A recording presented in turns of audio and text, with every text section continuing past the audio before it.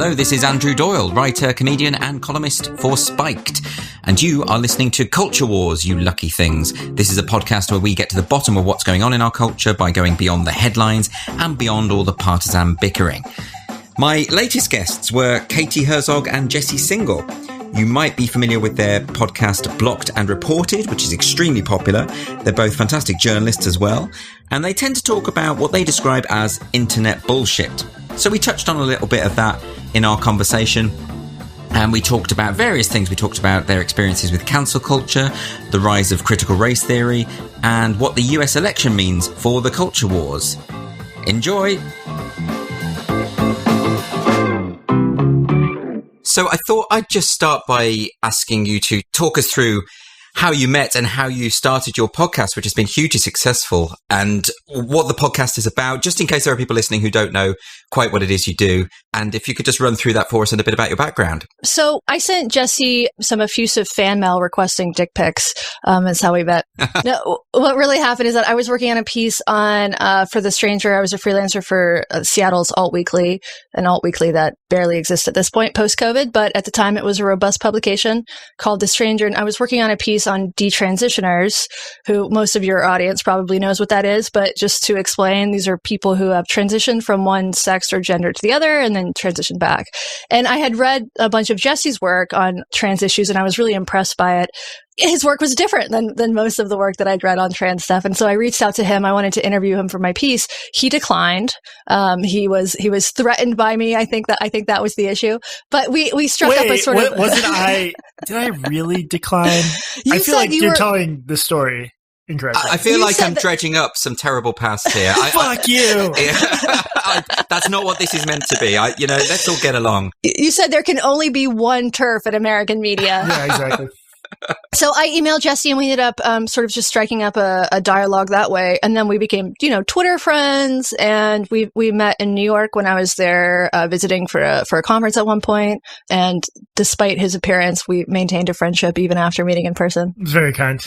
So from your perspective, Jessie, can you talk about what drew you to Katie and this working partnership? Yeah, I mean, I just always really liked her work, and there's I want to use the term fearlessness, which on the one hand is silly because to me, like, actual fearless journalists are in Syria or whatever, but on the other hand, it does take guts to write about certain issues in a forthright way, and I always appreciated the way Katie just didn't really care about all the noise online, and I thought she...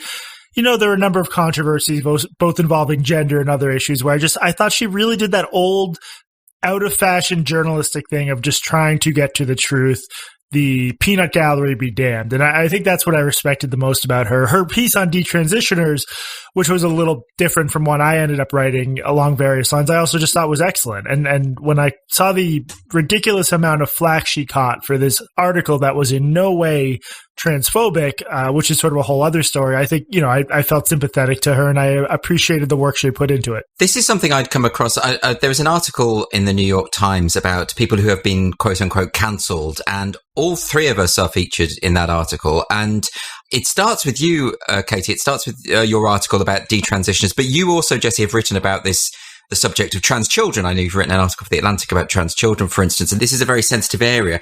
Why is it you think, in both cases, you're coming from a position of compassion. It isn't a hostile or hateful approach at all to these issues.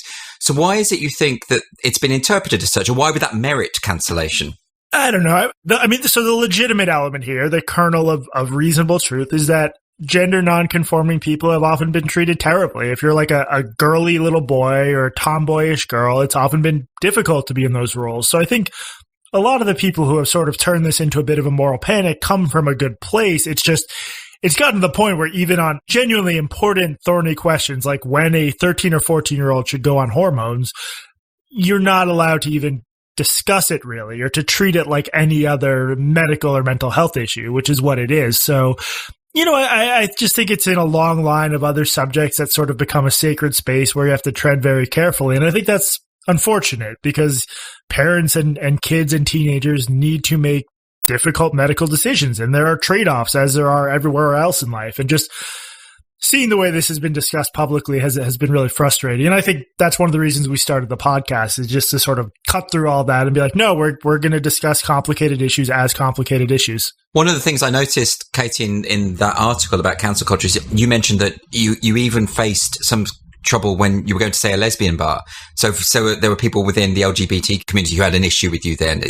Is that something that is still going on, or is that something that was just short-lived at the time? Well, the lesbian bars are all dead, not just because of COVID, but because I don't know about how it is in the UK, but lesbian bars have sort of gone by the wayside. Now we have queer bars, which are different. But no, the amount of sort of in-person vitriol I experienced after this piece came out was really sort of shocking. So there was what you would expect from the online, the discourse. It was a dumpster fire. People were accusing me of transphobia and bigotry and being a literal Nazi and all of that stuff online, as you would expect. But it also went offline. So there are stickers still. This piece was published 3 years ago, and there are stickers all over Seattle calling me transphobic, calling me a Nazi apologist. There's actually one calling me a Jordan Peterson apologist, which is the most embarrassing. Even worse. There are people burned stacks of the paper and sent me video. I never saw this, but apparently there was a photo of me in a urinal at a gay bar in Seattle. So this went very much beyond sort of just like, Twitter shit talking. It became this sort of very heated in-person harassment campaign. And how does that, look, all three of us, I'm sure, get a lot of abuse online. And I used to say, oh, it doesn't bother me, water off a duck's back. But actually, I have to be honest and think, actually, because it's so consistent, it does have an effect, doesn't it? How do you two feel about what happens? I think who gets more? Is it more level? Jesse gets more. Right. Jesse gets more online. Right. I think I get more. The repercussions in my personal life have been greater because I'm a lesbian and I have lived in queer circles for the last 15 years of my life. And so I was sort of excommunicated from in real life friendships. And that's really the hardest part about this, is losing people that I care about or cared about over this article that I think oftentimes they hadn't actually read. They had just sort of heard that it was transphobic and they assumed that it was true because other people were saying it. In terms of online stuff, I think Jesse gets way more hate than I do. Why is that, do you think? Sexism. It's got to be sexism only. Maybe homophobia too. No, I'm kidding. No, it's because Jesse has a bigger platform. Right. Okay. I think that's true. He wrote his piece for The Atlantic. Mine was for, a small city's alt weekly. And like legitimately famous people came for Jesse, like Lena Dunham called him an asshole, which is true, but it's not because of the article. It's a legitimate point. Yeah. But why? Is a legitimate point. But that's interesting because I find, particularly in the UK, what I've noticed is the people who get branded as TERFs, or the people who are deemed to be transphobic, and they almost never are, I should add. I'm not denying that there are transphobes out there, but the vast majority of people who are so branded just simply don't fit into that category. But more often than not, women tend to get more of the abuse. I get called a TERF and Jesse gets called a chaser, which is ironic because really he's the TERF and I'm the chaser. So it did sort of break down into these kind of stereotypical, people assume that the straight guy has some like ulterior sexual motive and that the lesbian is a TERF, of course. Yeah, it's been difficult, but at the same time, it's also been incredible for my career. And that's sort of the irony here, is that the more hate people, the more shit that they throw at me, the bigger my profile gets. The more patrons we get for our podcast, the more job opportunities I get. In some ways, there have been like other real like material consequences. I worked in an environment at the Stranger that was difficult. It was in some ways it was hostile, and a lot of that came from the article itself because there was a contingent of people who sort of never forgave me for writing this piece. And I don't think I'd be able to get a job at some place like, I don't think I would get published at like the New York Times will write about me. They probably wouldn't publish me at this point.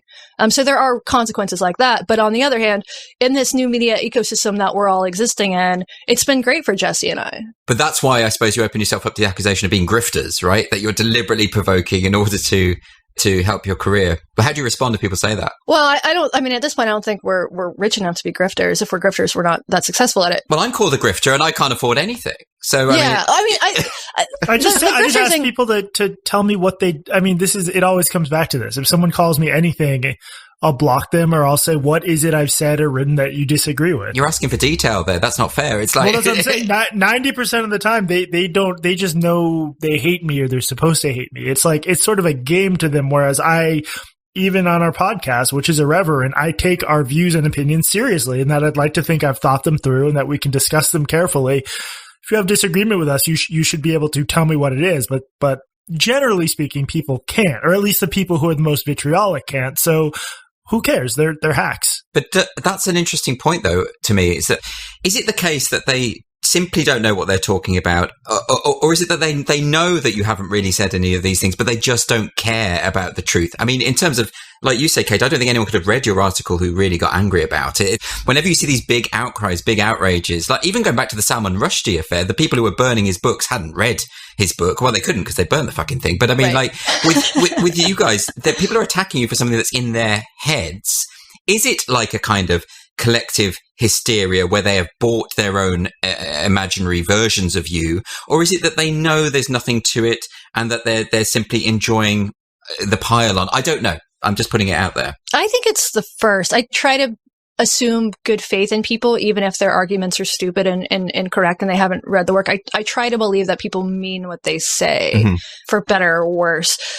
You know, Jesse has the exact correct response when we get into these stupid arguments online, which is to say, like, show me the line, show me the part that you disagree with. And I do the same thing. If somebody calls me transphobic, I say, okay, well, find the transphobic thing that I've said. I've written about this stuff. Like, Google it. It should be pretty easy for you to find the transphobia that is threaded through my work, and nobody can ever do it because it just doesn't exist. That, for some reason, never convinces people to reevaluate their beliefs, which is the really frustrating thing. But what's kind of interesting is like there's been such a collapse of sort of left of center intellectual life, at least in the States, that if you say, okay, point me to what you actually disagree with, then you're a debate bro or you're a nuance monger. And that's supposedly a bad thing to say, defend your opinion.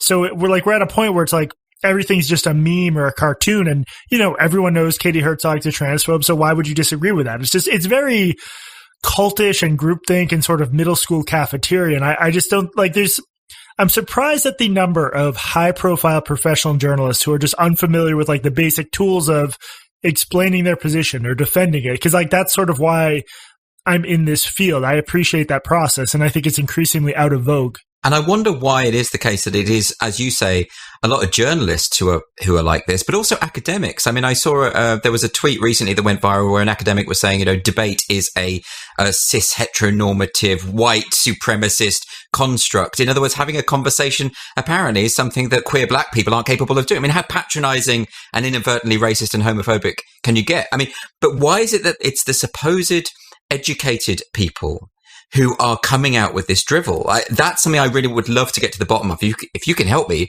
that'd be great, because I haven't got a clue. This is maybe a mean interpretation, but there are certain corners of academia and journalism. Maybe I'm curious if, Katie, you agree with me on this, where you don't actually have to be smart to produce publishable work. You can just sort of remix and repeat the same themes in different ways. Like a lot of the stuff that gets published is just, it's very hard to make any sense of it. And you can gain platform and some degree of renown just by regurgitating stuff. It's very different from sort of the style of writing I grew up with and aspired to. So there's benefits to just jargon and drivel sometimes. I remember my supervisor at Oxford saying to me once, you know, the reason why all this stuff gets published is because the publishers don't understand what the people are talking about. It's not because there's any real substance to it. And I remember in particular, I saw Judith Butler giving a talk, and she'd come in to give a talk, and I thought she was so lucid and interesting and funny even. And I thought, why don't you write like this? You know, why? Yeah. Because Judith Butler is possibly the worst writer who has ever existed. And yet in person, she's personable and interesting and smart. And there's something this either it makes me suspect that she's hiding bad ideas when she uses multiple clauses and terminology that she knows no one will understand. Maybe she's a performance artist. Maybe like upon her deathbed, we will find out that this was all a big joke. I hope so. I hope we could say the same about Robin DiAngelo as well. That would well, because she feels like performance art, doesn't she? Yes. Just this process by which you see professional writers who, you know, academics, there are incentives to write in an obfuscatory way. I'd mispronounce that word, but you know, the shift from black people are oppressed to black bodies are erased. Just all these little new ways of talking and writing that don't really parse to the average person, but there's signals that you've been educated in the right way and that you've read your Ta-Nehisi Coates. Nothing wrong with Ta-Nehisi Coates. I think a lot of what he's written is great, but it's just the sort of academicization of writing for the public has gotten really bad. And yeah, it's weird because again, like I'd like to think when I write stuff that basically anyone could read and understand, but it's, I just think journalism, maybe like academia, is becoming more and more sort of a rich kids club and not a place for just normal people. I mean, which I guess makes sense because our whole industry is collapsing and you sort of need money to be a part of it now. Yeah, I think that is one of the underlying factors here is I don't know what the situation of the media is in the UK, but in the US, before the internet, when every town, every small city had a weekly or a daily paper and multiple daily papers, sometimes, a morning paper and an evening paper. Well, that's how reporters got their start, was going and like having a boring beat, like covering the courts or covering the school board or something like that. And those papers don't exist anymore. So all of those farm teams, you would start out at a local paper, then work your way up to a regional paper, and then maybe go to a national paper. That model doesn't exist anymore. Now you're a blogger. There's fewer people who go to journalism school, including me. I haven't taken any journalism courses. And I think that there's sort of the profile of the journalist has maybe changed a little bit. So it's a little bit more now about our own egos, right? Mm-hmm. About becoming your own brand, because that's how you get ahead in this new ecosystem. It's not to work your way up from the bottom and to cover the school board meetings and then work your way up. It's to get 100,000 followers on Twitter. And the way to do that is to be voicey and to be opinionated, and oftentimes to just repeat these platitudes that are popular in the current discourse. It feels like slogans a lot of the time instead of thought. Yes. It's like you were saying, it's a kind of signal that you're in the club. And the phrases you use, erasure, and I mean, if you take Ibram X. Kendi's book, How to Be an Anti-Racist, there were two things about that book that I found very off-putting. And one of them was this continual use of the word bodies, about white bodies and black bodies. And I find it actually very dehumanizing. And I really find it rebarbative. I really balk at it. And this might be something, I wondered if it was to do with Judith Butler. Actually, she wrote a book called Bodies That Matter back in the 90s, one of the early queer theory texts. Does it come from there? What is being said here? What's happening there? Jesse, do you know? No, I don't. And so that perhaps that's true. I've sort of stopped trying to understand the rules of these linguistic shifts. Like I will generally follow them just to be a good soldier. Like in the States, a bunch of newspapers and magazines decided all at once that they're going to capitalize black, but not white. And I read the explanations. They didn't, not only did they make sense, but similar to what you're saying, they were a little bit offensive because many of them said that Black Americans all share some common heritage, which when you look at the sheer diversity of Africa, like the place anyone who's Black, their ancestry is from most recently, it's a far more diverse place than Europe. Yeah. So why would it be the case that they share something in common, but white Europeans don't? Like it's the concept of the euphemism treadmill, I think, is really useful here. I guess that's like Steven Pinker and John McWhorter, where it's just anything with sort of a negative valence attached to it changes every few years, and I think you can't always explain the changes. And usually I'll just go along with it. But yeah, I think in general, more and more sort of queer theory is getting injected into this stuff. So it would be curious for someone to track the bodies thing, actually. Jesse's always blaming the queers. It's just the homophobia just seeps out. I'm incredibly homophobic. It is the queers' fault. Well, see, I'm with you to a degree about if something naturally evolves linguistically and in terms of professional practice, then I'm happy to go along with that. The reason I won't start capitalizing black and not white is because it feels like it's been imposed by ideologues. Yes. So the Associated Press have put this stuff out and they've said, now this is what the new rule is. Or say Merriam-Webster Dictionary changing the definition of racism in accordance with critical race theory. I'm not going to go along with it because most people don't feel that is the definition of racism, and most people aren't going to start capitalizing black and not capitalizing white. I feel like it's almost like a kind of responsibility not to accede to this stuff. Yeah, I refuse to capitalize the word black. I think it's dangerous to put that much emphasis on race in the first place. I really like as a concept, I don't like it. I feel the same way about the term sexual preference, which I was never a fan of until this week. And now I'm told that we're not supposed to use the word sexual preference. And all of a sudden I have one. I should explain that. So this is a story. You might be able to help me with this. From what I gather, it started on Twitter. Someone saying that sexual preference is a homophobic term because it implies choice, right? Right. We're in the midst of the Senate hearings to confirm Trump's nominee for the Supreme Court, Amy Coney. What's her ACB? What's her actual name? Jesse Coney. Yeah. Something like that. So there's this this conservative woman is probably going to be appointed to the Supreme Court, and obviously people don't like her. And she used the term sexual preference, and so immediately the term sexual preference was verboten to the point where the dictionary actually like the day that this happened, like actually inserted a clause in the definition of sexual preference saying that it was offensive. That's insane to me. I've written an article about this because I've noticed recently that whoever is running dictionaries is super woke, super into social justice theory and ideology, and they're not changing definitions in accordance with common usage, which is what the dictionary is for, but rather what they wish the words did mean and the way they want the words to be used, and that's not their job, frankly. Why has that happened? Why? I mean, it feels conspiratorial to say that all these people are... Yeah, I think there's a lot of social pressure, and there's a bit of a moral panic and hysteria going on in the States right now. Like, there's, to me, like, the general outrage over bad policing, which is a problem that we've had for a long time, is completely legitimate. But the term a lot of lefties use in the States, the professional managerial class, I think is very useful. The sorts of people who graduated from good college, are in management roles, or on their way to management roles, they have a very specific set of linguistic and etiquette priorities. And I think they're the sorts of people who would go work for a dictionary or work for a book publisher. And for them, they're just trying to do what humans do. It's like a will to power thing. They're trying to exert influence on the way people talk. So, you know, I had heard some people say sexual preference is offensive, but just how overnight it became not only offensive, but sort of unspeakable. And to see the dictionary respond that quickly, it's just, that's creepy as hell, man. Well, and there are all of these cases where people, you know, you could find like the AP using sexual preference like a month ago, or the same, in some cases, the same people who are now saying that the term sexual preference is offensive in their archives from last year were using the term sexual preference. Well, I have preferences for different types of shoes, you know. Right. I mean, why is it offensive? And, you know, it doesn't offend any gay people I know. Andrew, you just compared gay people to shoes. To shoes. Yeah, I know. Oh, how dare you. I have internalized homophobia or shoe phobia. Maybe it's a hatred of shoes. I don't know.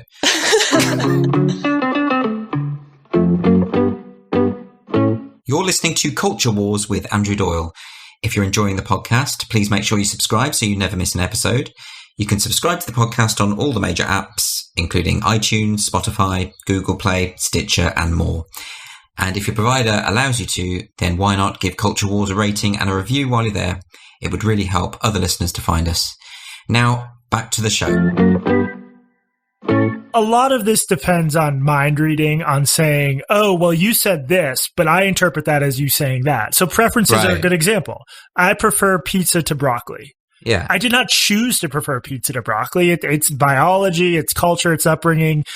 You could totally say someone has a sexual preference without saying that they chose it. And I thought it was pretty clear from the context of the confirmation hearing of this woman, who I don't want confirmed, and I don't think they should even be considering in light of this other recent history with Merrick Garland, blah, blah, blah. People can Google it. But just sort of the immediacy of the pile-on and how disingenuous it is almost makes me want to defend her. I don't want to be in the position of defending her. Right. I think that's one thing that Jesse and I often find ourselves doing, is defending people who we genuinely disagree with and don't actually like, because the principle is more important than these particular individual cases. I think that's the test, isn't it? Is if you're willing to stand up for someone you just fundamentally disagree with, but they're right to say what they think, to say what they believe. I mean, that's really interesting. I think what you're saying is right about the rapidity with which the dictionary adopted this I mean, that is straight out of Orwell. It is someone in the Ministry of Information changing the words that we use.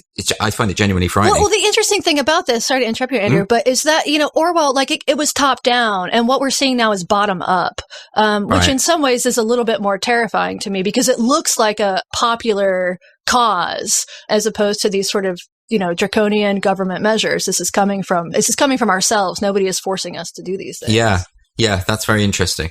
I wanted to ask you as well about the difference between the UK and the US, right? Because I feel like it's all your fault, really. I think we're getting a lot of your stuff.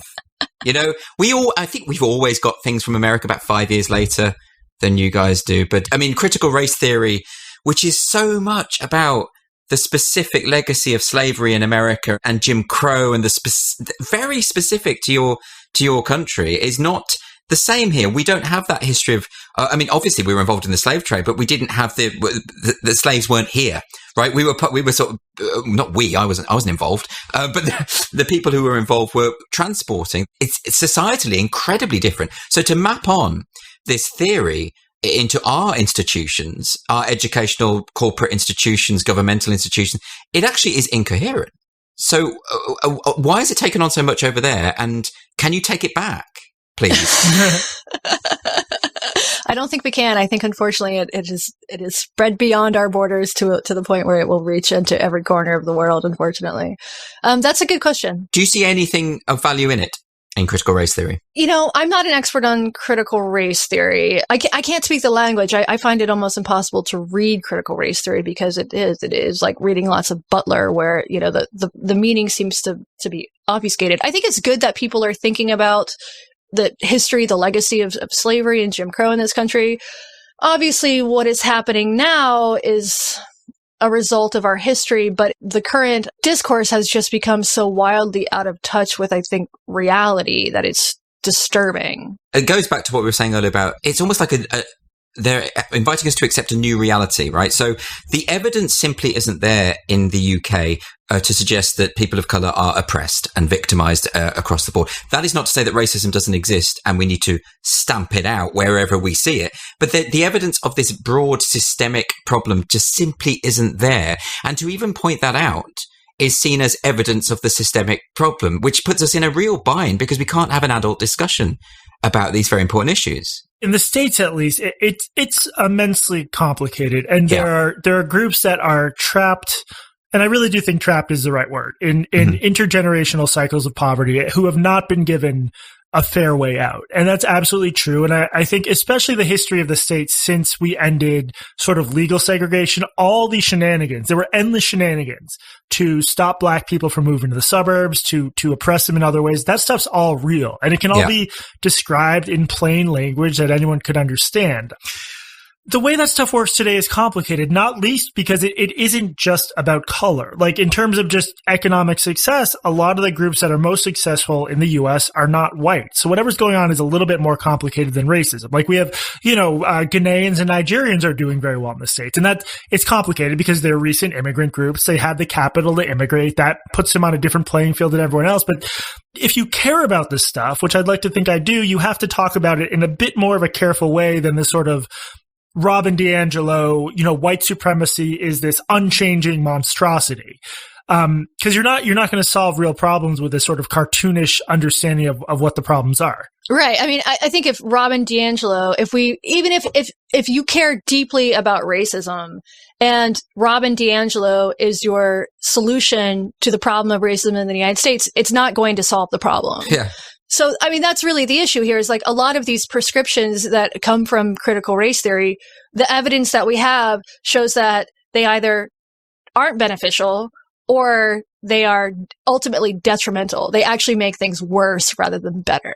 I think the problem is like a lot of the solutions are not sexy. Like, I don't know how it works in the UK, but we have a public defender system here where if you're charged with a crime, if you can't afford your own lawyer, the state provides you one. And the public defender system is a disaster. There are dedicated, hardworking public defenders. I know some of them. There are also a lot who are not good. They just sort of, that's where you end up if you don't have other options, and they don't get the resources private lawyers need. So that's the kind of thing where it's not sexy to talk about. But of course, in a, still racially unjust society, Black people are much more likely to not have money and get public defenders. And then, they end up in jail, whereas a rich person in the exact same situation would not end up in jail.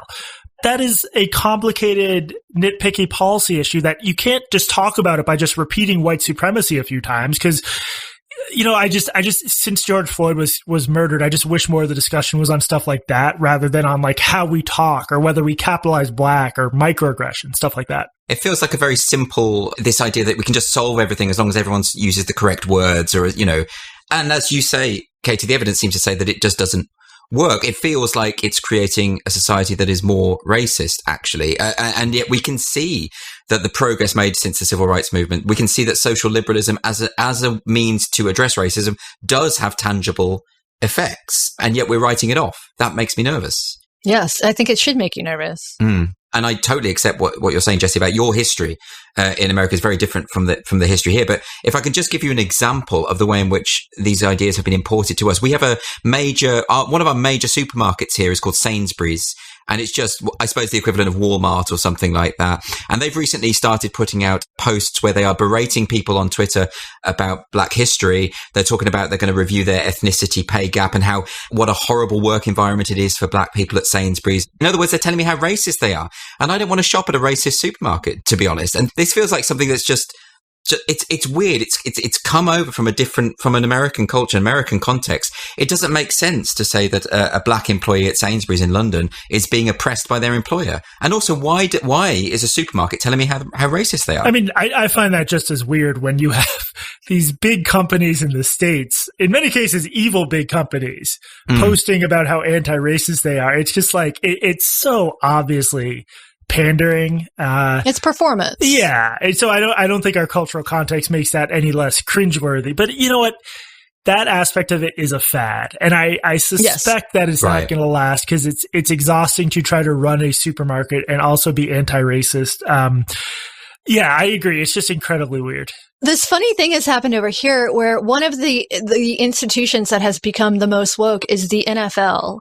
You know, an organization that, like, when I think of like American football players, you know, I think of like the football players I went to high school with who mostly like called the gay kids fags and were the ones most likely to be accused of date rape. It's this violent sport that causes brain damage to people. And now, like in Seattle, for instance, there is a conservative talk radio host just got canned by the Seahawks, our local NFL team, for making a joke on Twitter. It was a joke about the governor, but it sort of referenced trans stuff. Yeah. And so to see the Seahawks sort of standing up for the trans community is just like, it's great, I guess. It's also funny. Yeah, of course. And there's a level of hypocrisy as well. Whenever I see a major corporation doing these signals and you think, yeah, but don't you have sort of sweatshops and don't you have sort of child labor going on? And maybe don't hector other people about their morality. You're not really in the best position to do it. But people love it. People eat it up. People want to see Nike sort of championing social justice values while still employing child labor or whatever. They want their Doritos to be woke. I don't think they do. I think the people you see on Twitter do. I think the average American is like,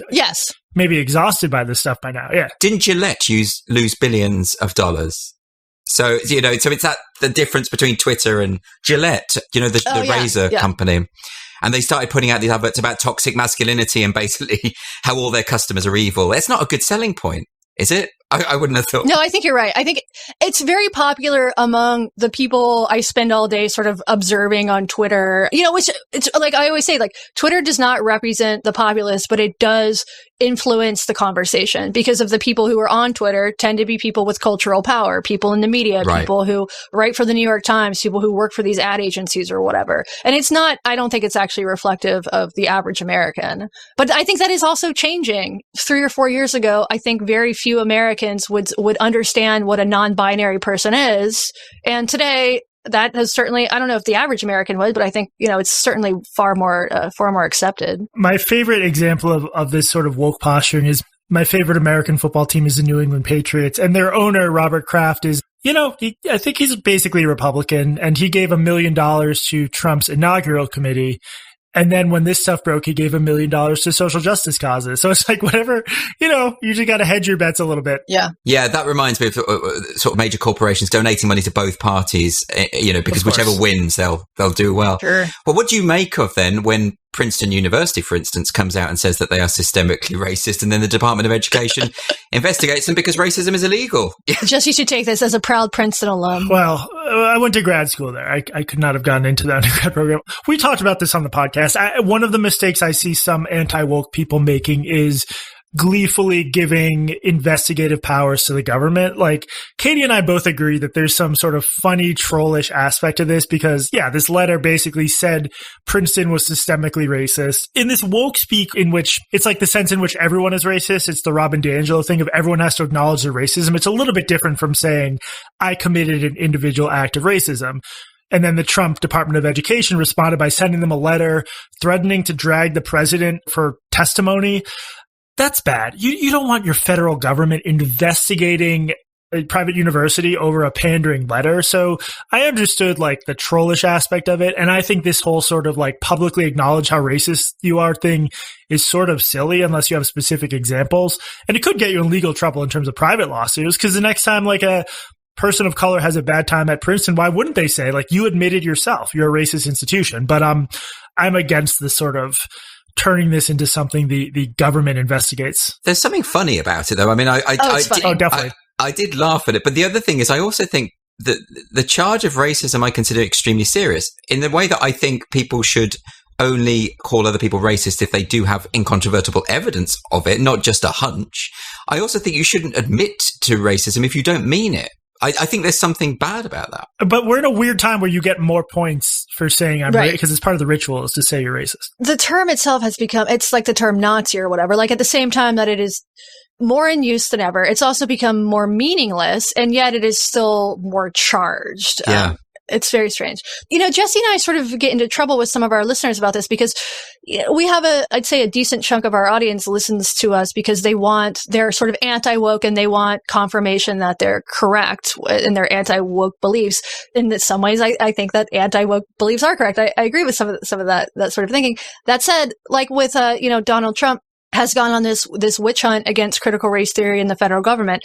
Both of us are opposed to critical race theory. We're also both opposed to Donald Trump determining what can be, what sort of trainings can be used in these different departments. We're just fearful of he'll come out and say something. He'll call critical race theory un-American, and talk about, finding it where you can and reporting it. Well, that's as disturbing as critical race theory. So it's sort of hard to strike that balance where you're opposed to the thing, but you're also opposed to the government overreach in response to the thing. I get this all the time, is that sometimes the people I don't like are saying things that I approve of, and that puts me in a very difficult position. I mean, in a sense, wouldn't it be great if, for instance, Biden made a speech denouncing critical race theory? Maybe, shouldn't the liberals be doing that? Because it's an illiberal system. It's an illiberal idea. It is. I mean, the big problem is that every time Donald Trump does something, there's an equal and opposite reaction. So when Donald Trump says we're going to ban critical race theory from the federal government, what he's actually doing is ensuring that when Joe Biden is, fingers crossed, president, critical race theory will be ushered into the federal government. I mean, I don't know if that's actually going to happen, but there's such a backlash with anything that Trump says that he can automatically make critical race theory beloved in the United States among a certain population. Well, I think that's true that the Democrats have become more and more woke as a reaction to Donald Trump. But Donald Trump in of himself, I'm pretty convinced, was only elected in the first place as a reaction against the escalation of wokeness. It's complicated in the Democratic Party because the least woke competitive candidate won, Biden, by far. Sleepy Joe Biden won, and then Kamala Harris will sometimes pretend to use woke speak to pander, but she was a former prosecutor. So there's a bit of a rift among liberals in the U.S. where, Biden won mostly on the backs of black voters in the South who are not woke. Mm-hmm. They want to turn this into like a racial thing. The most woke people by far are white progressives from elite colleges. And they did not vote for Joe, or they did not prefer Joe Biden. They did not. They were in tears Elizabeth Warren didn't win. Yeah. But there is a perception, though, that Biden and his team are more and more adopting the language of wokeness. They do talk about systemic, structural, institutional. They do.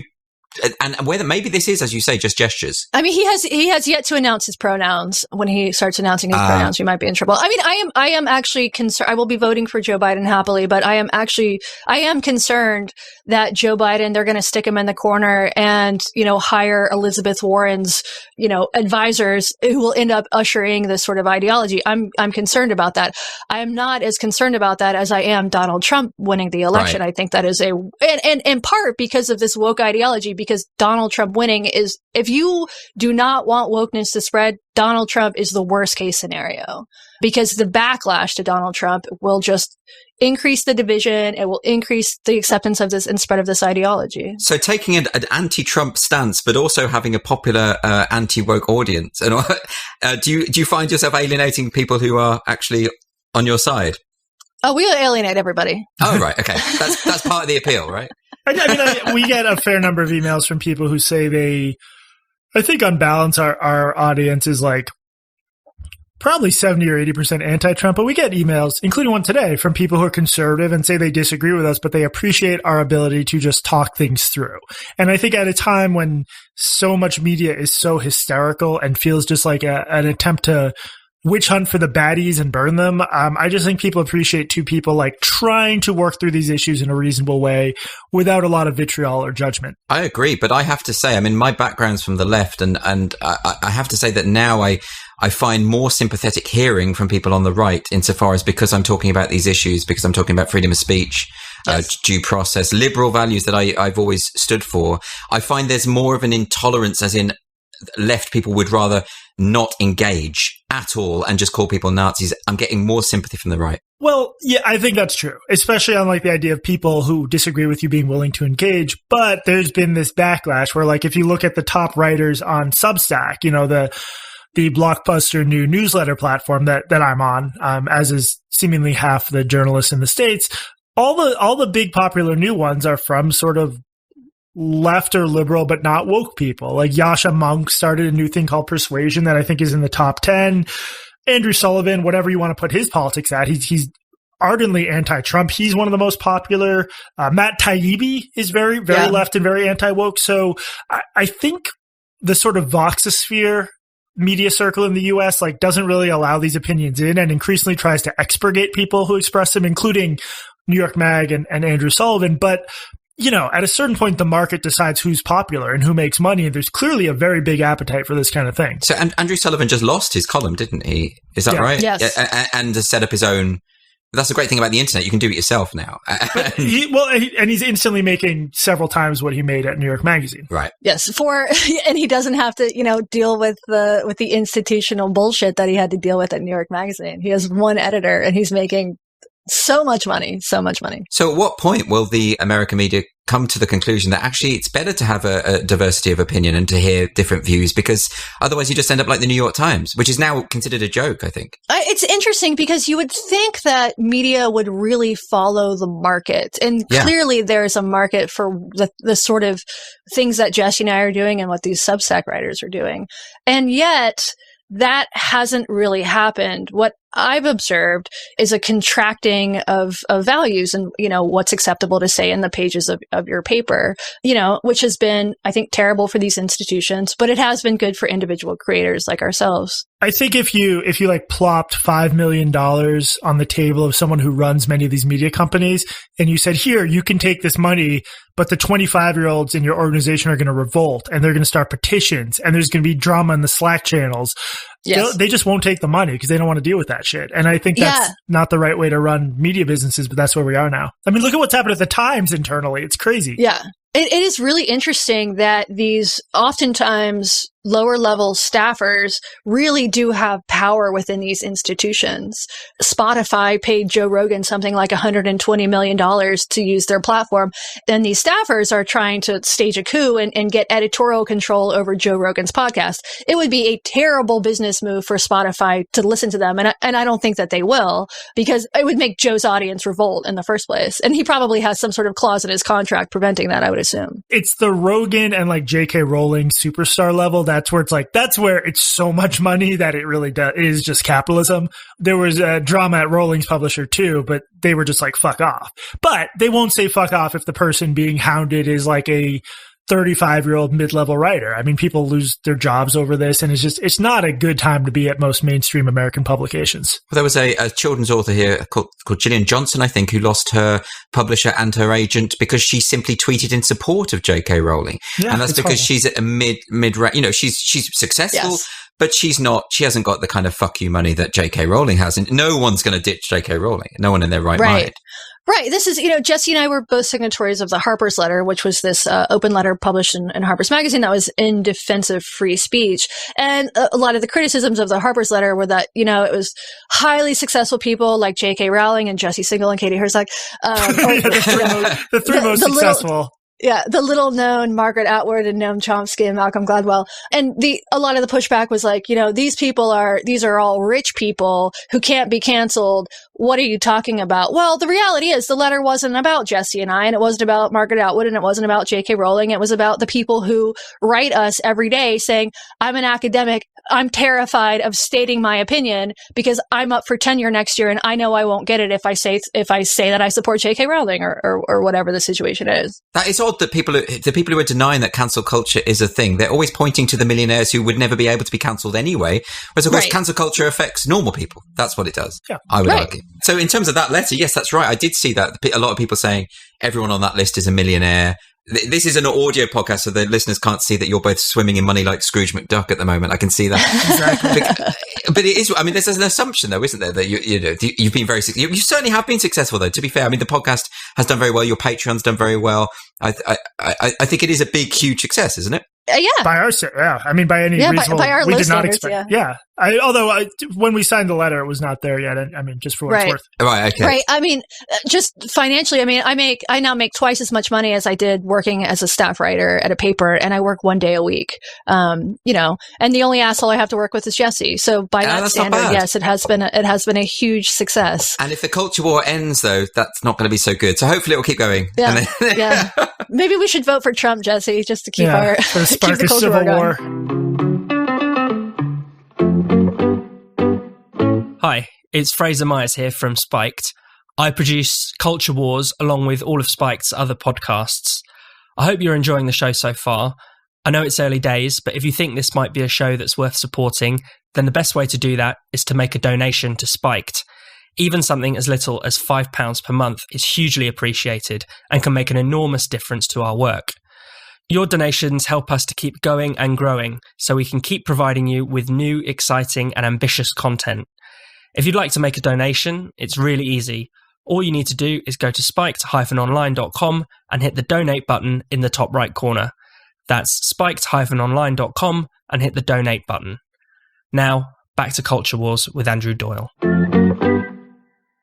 Can I ask you, there's something I wanted to ask because it's a story that's just come up and I'm really fascinated by it. I've always been quite interested in the way that the social media tech giants are in lockstep over these issues. And Twitter have now quite rigorously censored this article in the New York Post about Hunter Biden.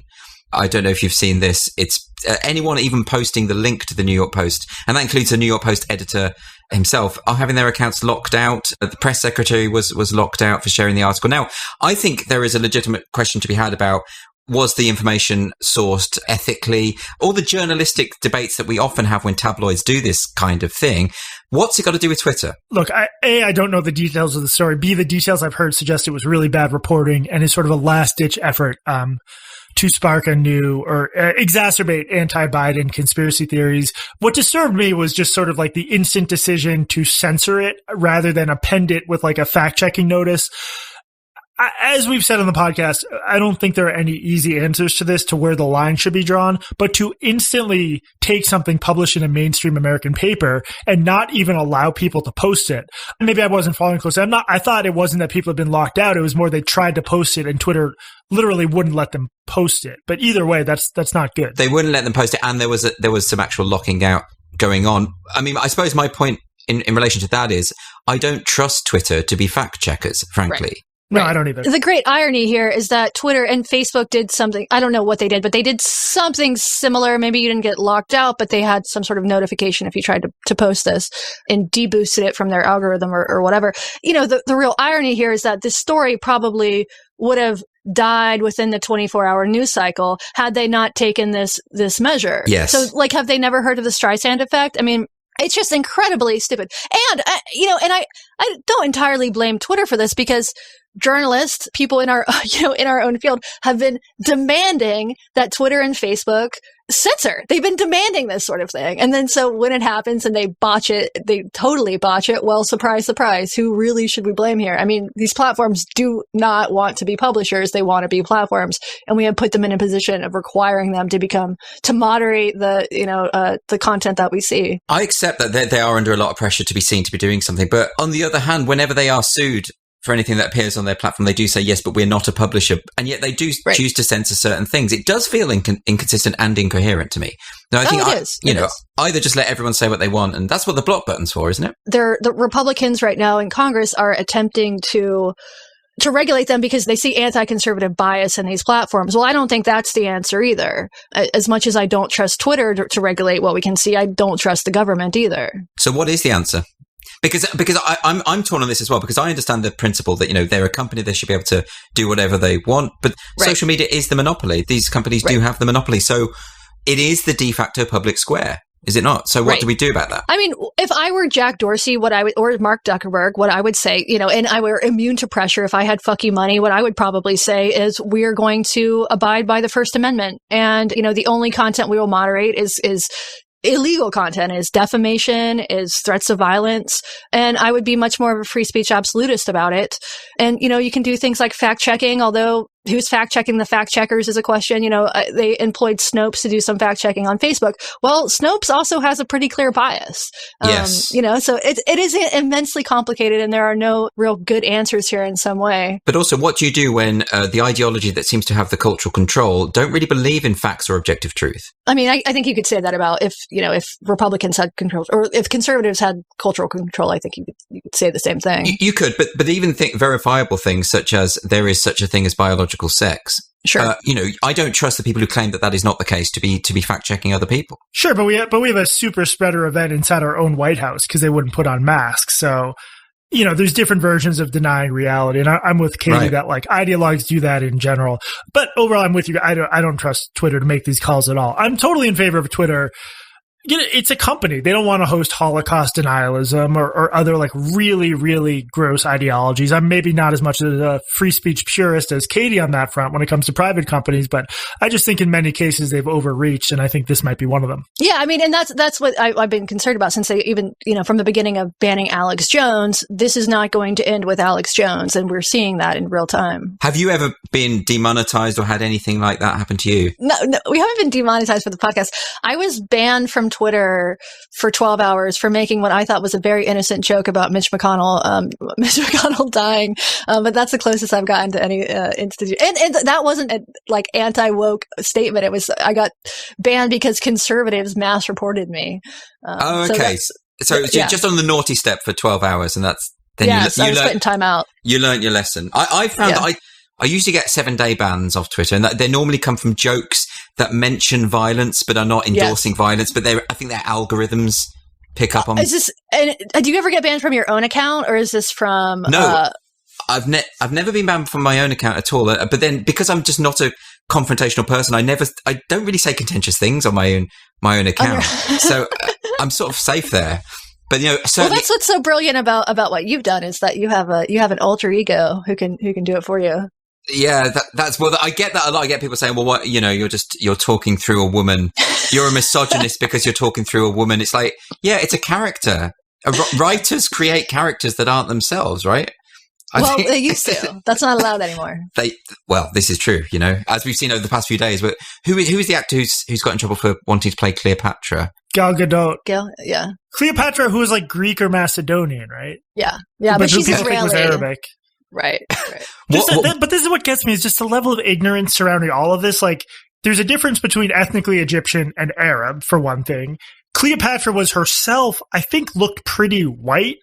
It's just if the outrage wasn't dialed up to 11, maybe the ignorance wouldn't bother me so much. But on so many of these controversies, it's just you can see how the average person is exhausted by this stuff and just flees Twitter immediately. Sure, because it's not just outrage. It's fuck you, bitch, you should die for taking this. I mean, it's that level of often explicitly misogynistic hatred. I don't get why you'd care that much. Or, how is it we've got to the point where that's someone's initial reaction? Or was it just always the case and we're seeing it more because of social media? I think people were always, when you look at just the history of sort of small town witch burnings or just, we're a petty, gossipy people. And now we have tools that unfortunately are built to, the creators of these tools benefit when they stoke the worst parts of human nature, and this is the all too predictable result. Yeah, I don't think that the new rule that you must only play your own demographic, I do think that is new, but the outrage itself is not new. The outrage about stupid shit. I think that role should be played by an actual person of ancient Egyptian royalty. They should dig someone up.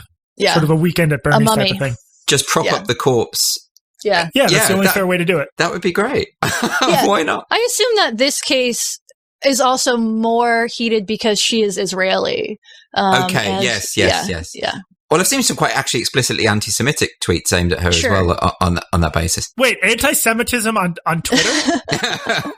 It would be interesting if we could, have an alternate scenario where a Palestinian is given this role. I doubt that we would see this outrage. In fact, people might be celebrating it. I wonder, though, I mean, even with the moderate people who are complaining about it, who aren't, sending the death threats, who are, I'm trying to think through the logic here. What exactly is at stake? What could go so horribly wrong if this woman plays this role? I'm trying to be sympathetic here. What could actually... What's the objection? I can't see it. Nothing. Okay, so Scarlett Johansson a few years ago, she was going to play a trans guy in some movie, and there was a crazy, crazy outcry. And as far as I know, the movie is now not being made. I think it was called Rub and Tug, and they had a star. When you have a star attached to the project gets greenlit. Well, when the star is ousted from the project, and you have to hire a trans man, who's it going to be? Who is going to float this project when they lose the star? So the irony is that this story probably won't get told at all. I find it odd, though, because I've heard for years, and people recently have been saying things like, don't give queer roles to non-queer people. But gay people have been playing straight roles for decades. Rock Hudson, John Travolta is not gay, I should say. Is not gay. It's definitely not gay.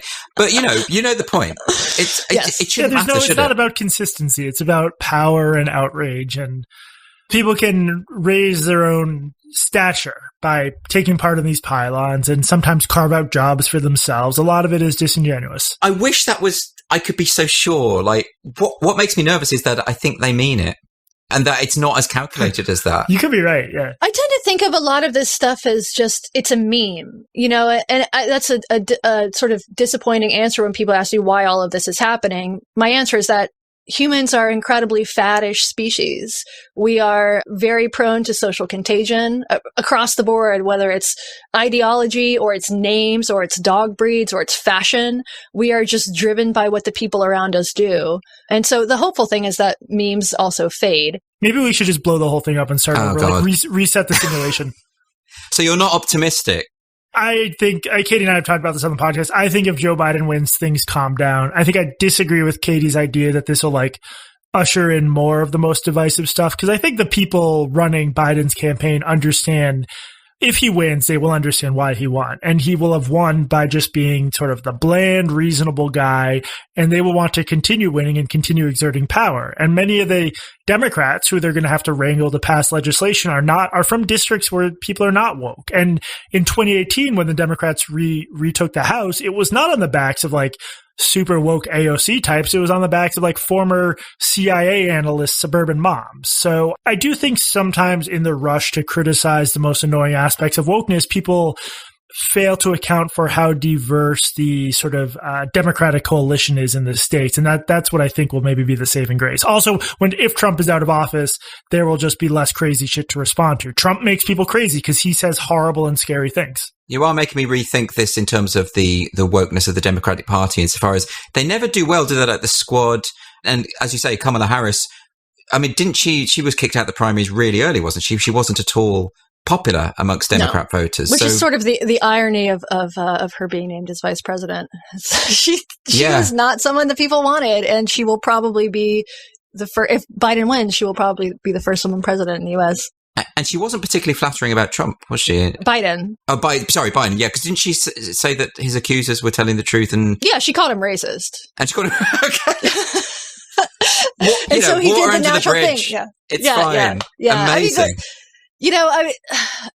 I'm glad that Biden decided to choose a female vice presidential candidate because I think it was time. However, the way he went about it by announcing that he was going to choose a woman of color, I think it put her in a bad position because now we all know that the reason that she was selected was not because she was necessarily the best candidate. It was because of her genitals and her skin tone. Is there any scenario, though, where a Biden victory could actually escalate the culture war? If Trump, refuses to leave office, or he doesn't refuse to leave office, but his supporters take to the streets, I suppose that could make things worse. I'm not that concerned about that. I mean, after Trump won, what many of us on the left did was declare his presidency illegitimate, which because he lost the popular vote, it felt very illegitimate, and take to the streets and start marching. That didn't lead to civil war. So I think that the same thing might happen on the right. They're more likely to maybe have guns or something like that than on the left. But I'm not all that concerned about like Trump caravans terrorizing cities. Like I've never seen something that you see even where I live in Washington State, which is maybe the most liberal state in the country, is you'll see these caravans with like 30 trucks. Oh, it's almost always a white pickup truck with these giant Trump flags. You don't see that with Biden. You don't see you could get a giant Biden flag and it's just gonna hold down the Prius. People just like don't sort of have that passion for Biden. That's a little bit terrifying, but I still think that those are like, you're seeing small numbers of extremists it's like Twitter. It's just the most visible people happen to be the most extreme. I just think Americans are completely exhausted. Like this has been 4 of the most stressful years in our recent history. I mean, nothing during the Obama years was anything like this. So that's what gives me hope, is that if Biden wins, people will desperately want to just lie on the couch for a few months. So I anticipate things would calm down, but who the hell knows at this point? And just to quickly play devil's advocate, because a lot of the people I've spoken to who want Trump to win, but don't necessarily like Trump, is that they see him as the kind of final bastion against the ultimate push of the social justice movement, and that actually it is more prominent in the Democrats than we think. Is that just completely wrong? I mean, I think it's wrong because of the backlash. Because Trump, he has the government, but the culture is not on his side. The gatekeepers of the cultural institutions are not Trump people. They are mostly on the left. And if Trump wins, all they're going to do is it will confirm to these people that the United States is intractably racist, intractably sexist, bigoted, and that's just going to cause more of this strife.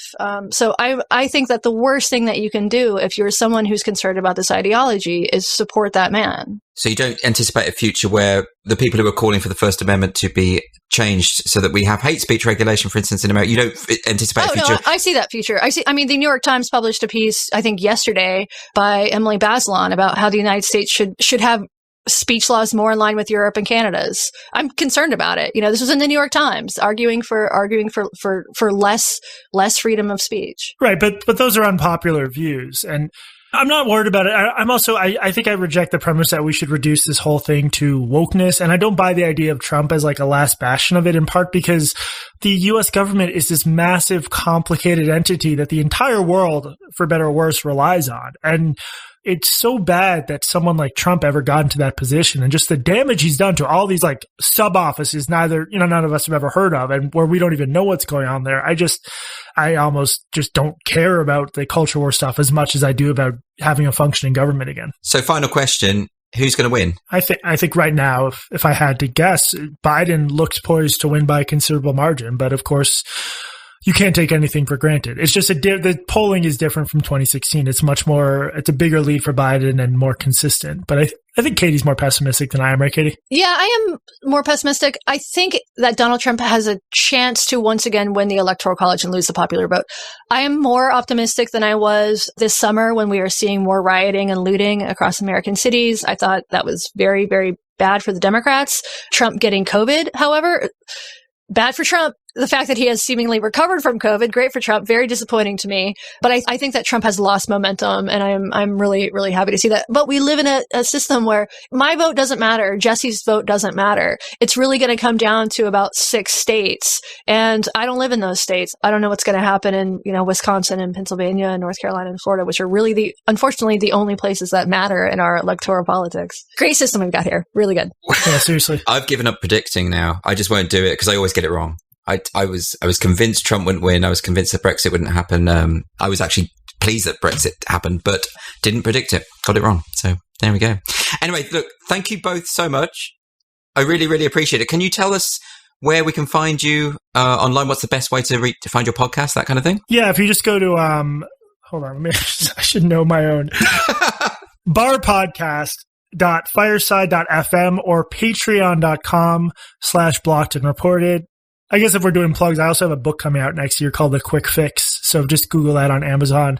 Everyone should pre-order that, of course. Of course. What's it about? The Quick Fix is about sort of TED Talk style psychological science in the States and why it's so often wrong and why we fall for these sort of cute interventions to fix racism or fix PTSD or education. It's just psychologists in the States have had a very bad decade. So it's sort of an accounting of that. Great. Do you have a book, Katie, coming out? Oh God, no. I the only thing that I write is tweets these days. You know, if you want to be a grifter, you've got to get a book. Yeah, that's true. That's true. No, I'm on Twitter at Kitty Herzog. You can find the podcast on all major platforms if you search for it. But of course, the most important one is Patreon. Brilliant. Thanks, guys. Really appreciate it. Thank you so much. Thank you for having us.